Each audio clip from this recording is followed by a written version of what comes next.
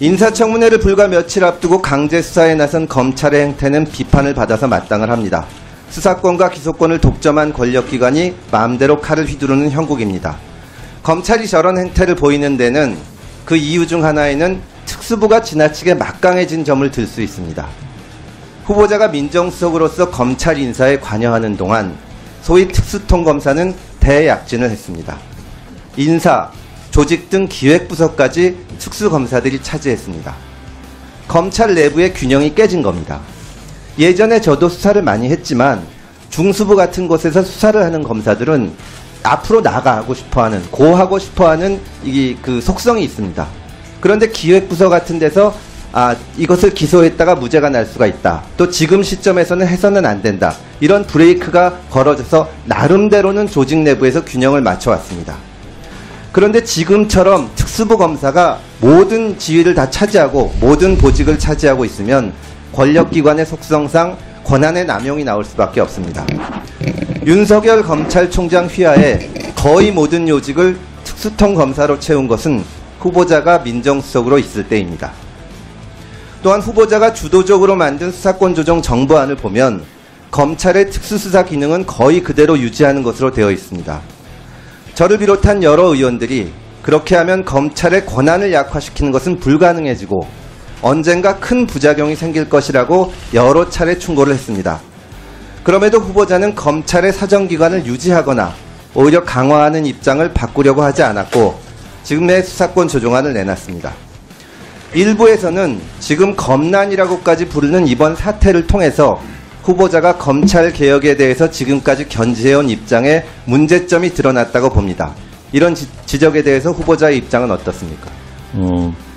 수사권 조정안 같은 경우는 두 장관님이 합의하신 것이고 그 두 장관님은 그 당시 시점에 경찰, 검찰의 의견을 존중하면서 절충한 것입니다.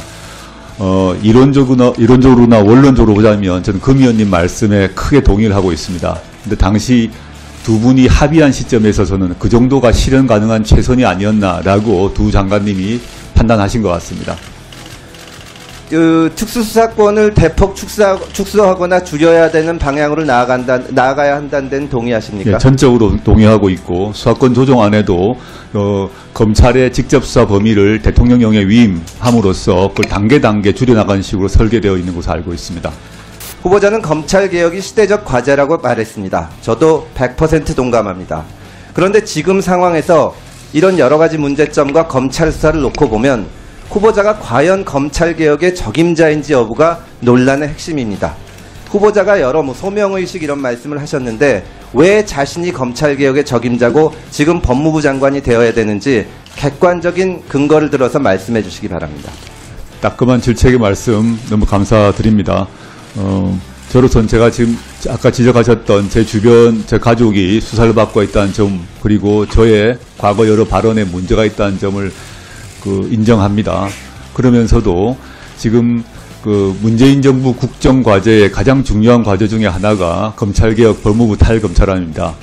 제가 청와대 민정수석 비서관으로 일을 하면서 그 일에 처음부터 나오기 끝까지 관여를 했고 그 과정에서 관련된 여러 기관들과 계속 조율하고 협의를 해왔습니다. 그러한 점에서 제가 매우 부족합니다만은 그 점에 있어서는 제가 잘할 수 있지 않을까라고 감히 말씀드리는 것입니다. 제가 물론 저보다 훨씬 능력과 도덕성에서 뛰어난 분이 분명히 계실 거라고 생각을 합니다. 근데 지금 시점에서 지금까지 쭉 진행되어 왔던 그 과제를 마무리를 하고 그 다음에 제가 물러나야 되지 않을까라는 생각을 하고 있습니다. 본격 소셜정치 미디어 금태섭 TV